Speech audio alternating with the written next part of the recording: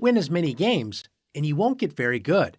The only way to win at chess is by playing with sound strategies and gradually making your position better until you have an overwhelming advantage or your opponent can't handle the pressure and cracks. The key to improving your position is making your pieces active. An active piece is one that is full of potential and ready to jump into action. When you start a game of chess, none of your pieces are active. Most of your pieces can't even move. Your pieces can't even move. Your job is to get your pieces into the game and put them on active squares where they can attack, defend, and improve your control of the board. Let's take a look at a few positions and compare who has more active pieces. Let's start by looking at some opening moves and see which side does a better job activating their pieces.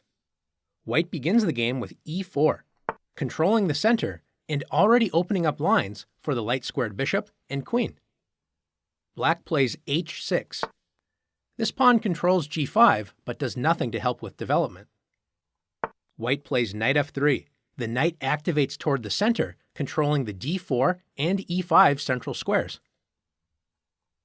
Black plays knight a6, developing a piece, but unlike White's last knight move to f3, Black's knight on a6 does not control the center and only controls 4 squares, b4, c5, c7, and b8. Let's compare that to the knight on f3. 1, 2, 3, 4, 5, 6, 7, 8. 8 total squares, or twice as many as the knight on a6 controls. That's why it's important to develop toward the center. White follows this advice with bishop to c4, controlling the center and placing pressure on Black's weakest point, the f7 square. Notice White is ready to castle on the very next turn. Black plays h5, moving the h-pawn for a second time, which does not control any central squares and wastes time that could have been used to develop a piece. White castles the king to safety and brings the rook toward the center. Black places a second knight to the edge of the board, reducing its square control again to only 4 squares, just like the knight on a6. White activates the rook with rook e1. The rook enjoys open lines in the center of the board. Notice the rook can help support the e-pawn's advance up the board in the future.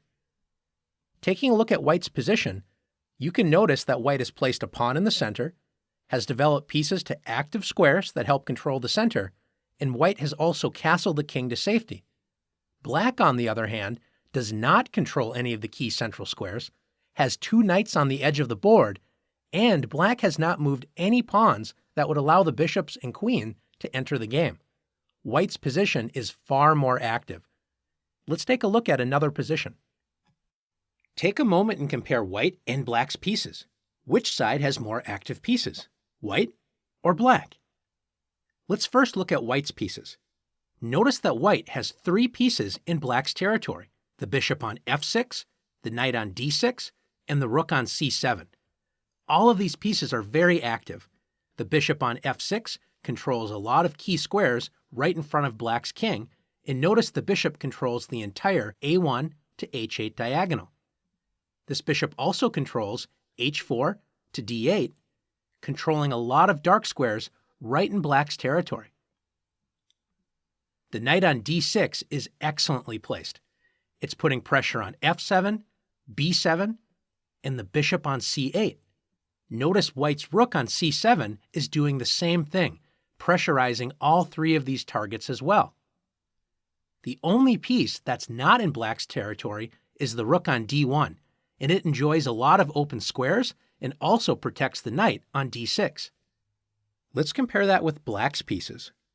Black has no pieces in White's territory, and notice Black has 3 pieces still on the 8th rank.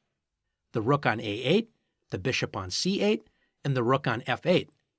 The only piece not on the back rank is the knight on h6, paralyzed, captured by the bishop. Black has very inactive pieces, d4 and d5.